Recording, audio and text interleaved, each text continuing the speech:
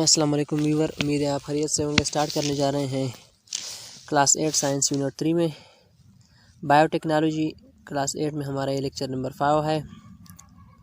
सो let us start now. MCQs number 1 है the use of living organisms और their products for the welfare of mankind is called. इसको कहा जाता है biotechnology. Option number C इसका सही जवाब है। MCQs number 2 penicillin, 3D structure of DNA, fabrication of artificial limbs etc. are the major breakthrough of biotechnology in।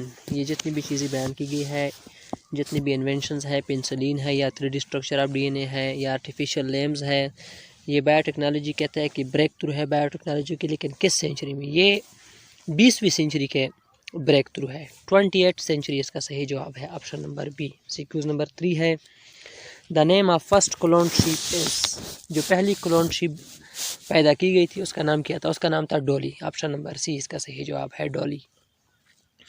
MCQs number 4 है DNA has a unique property to dash itself. DNA में एक unique property है कि ये क्या करती है? अपने आप को डिवाइड करती है, रेजिस्ट करती है, डिप्लीकेट करती है, रिप्लीकेट करती है। इसका सही जवाब है option number C, replicate. Replicate इसका सही जवाब है। डीएनए की यूनिक प्रॉपर्टी है कि it replicate itself.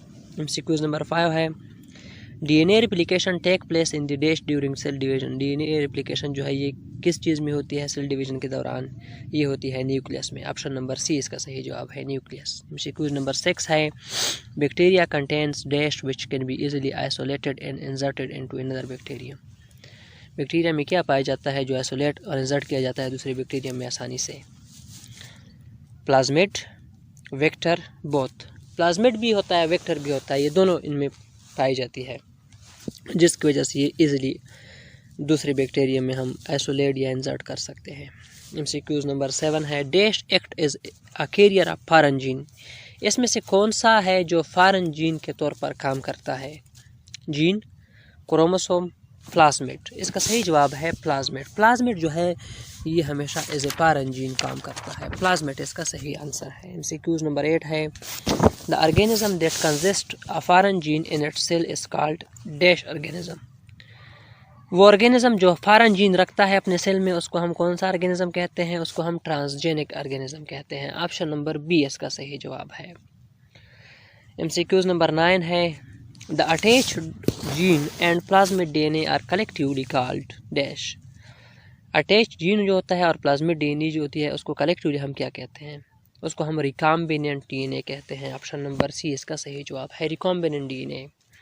MCQs number 10 है the bacterium which takes in the recombinant DNA is called. Bacterium, वो बैक्टीरियम जो रिकॉम्बिनेंट डीएनए में हम लगाते हैं उसको क्या कहते हैं? फिर उसको कहते हैं simple bacterium, gene bacterium, transgenic bacterium, both B and C. इसको जीन बैक्टीरियम या ट्रांसजेनिक बैक्टीरियम कहते हैं, तो इसका सही जवाब है option number D, both B and C. MCQs number 11 है genetically modified fish have genes that promote the production of. जो जेनेटिकली मॉडिफाइड फिश हम बनाते हैं उसमें जीन्स होती है और वो किस चीज़ के प्रमोशन के तौर पर हमें मदद देती है?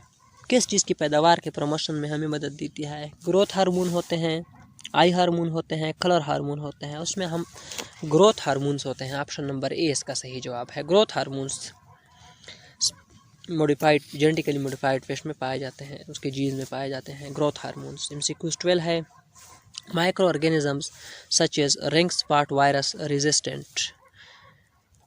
GM tomato, GM papaya, GM fish. ये इसका सही जवाब है GM papaya. Option number B इसका सही जवाब है, ये जीएम पपाया को रेजिस्ट करता है।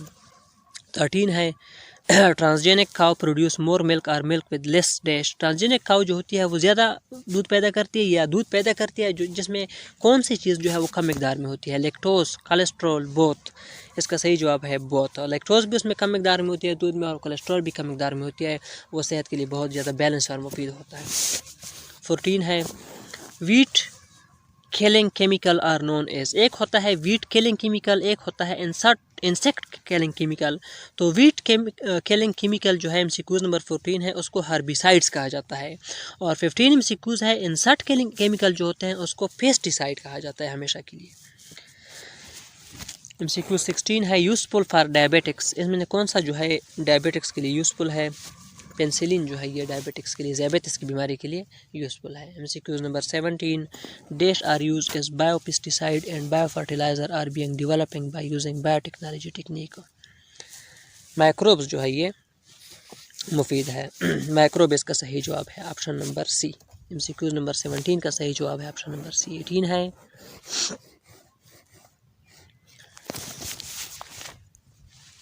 Dash is an important technique of biotechnology. इनमें से कौन सा जो है बायोटेक्नोलॉजी का सबसे अहम टेक्निक है? Vaccine, antibiotics, tissue culture. Tissue culture जो है ये सबसे इम्पॉर्टेंट टेक्निक है बायोटेक्नोलॉजी का। ऑप्शन नंबर सी इसका सही जवाब है। MCQ number 19, dash is produced for the production of more meat. ये इसमें से कौन सा चीज़ जो है ये ज़्यादा गोश्त मीट के पैदावार के लिए हम प्रोड्यूस करते हैं? Nili Ravi buffalo, Nancy sheep, goats. इसका सही जवाब है option number C, Nancy sheeps. ये नैन्सी शीप्स जो है ये हम प्रोड्यूस करते हैं for the production of more meat. Option number B, Nancy sheep. ये था यूनिट नंबर 3। यूनिट नंबर 4 जो है वो अपने आने वाले अगले लेक्चर में हम करेंगे इंशाल्लाह।